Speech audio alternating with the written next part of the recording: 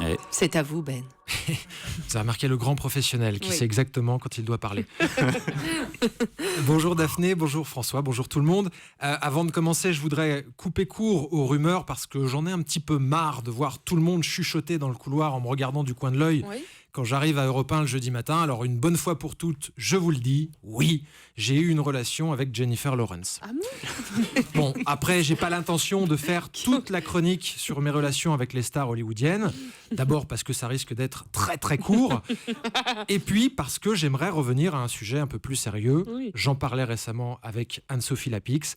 Il ne faut pas déconner avec l'épilation. Je ne dis pas ça pour vous, Daphné, ni pour vous, François Gabard, mais j'imagine que vous connaissez tous Marco Asensio, le célèbre couturier italien. Personne ne tique, c'est un joueur du Real de Madrid, Oui, c'est ça. un milieu de terrain en l'occurrence, qui n'a pas pu jouer en Ligue des Champions hier soir à cause d'une infection de la peau liée à une mauvaise épilation. Alors moi, ce que je conseille à mes amis joueurs de foot, c'est l'épilation à la cire d'abeille. C'est un peu plus douloureux, mais c'est vrai que c'est très efficace et ça permet de garder la peau douce. Mais pensez à mettre de la crème hydratante, sinon, à 40 ans, vous aurez la peau des jambes toutes fripées et vous ne pourrez plus vous mettre en jupe. Ce serait dommage. Trêve de plaisanterie. Je trouve ça très bien que les joueurs de foot s'arrachent les poils. Ah. D'une manière générale, je trouve que les hommes n'assument pas assez leur part de féminité. J'écoutais récemment une interview de Jean-Luc Mélenchon pendant les récentes manifestations. Il avait un discours assez musclé. Il parlait de rapport de force et très vite, je me suis dit, tiens, il me fait chier. Et je crois que j'ai compris pourquoi il m'ennuie à ce point, Jean-Luc. Et ben, c'est tout simplement parce qu'il a une manière de parler qui est beaucoup trop masculine. En fait, pour que j'adhère à son propos, il faudrait que je sois bourré déjà, et puis surtout, il faudrait que Jean-Luc Mélenchon soit plus féminin. Idéalement, il faudrait qu'il soit une femme, ou alors Ouais. au minimum, il faudrait qu'il s'habille en femme. Alors je sais que spontanément comme ça, on n'imagine pas Jean-Luc Mélenchon avec des Louboutins et un sac Vuitton. D'ailleurs, c'est pas un hasard si Vuitton a choisi Léa Seydoux comme égérie plutôt que Jean-Luc Mélenchon. Non, moi ce que j'imagine pour Jean-Luc, c'est plutôt un petit pantacourt avec des sandalettes, auquel cas il faudra passer chez la pédicure, hein, il représente quand même 20% des électeurs. Oui. Je sais qu'il est de gauche, d'accord, mais enfin quand même on peut pas convoiter les plus hautes fonctions de l'État avec les doigts de pied tout dégueux. La politique, ce n'est pas le festival d'Avignon, même si on a tous rêvé de voir François Fillon dans Arrête de pleurer Pénélope.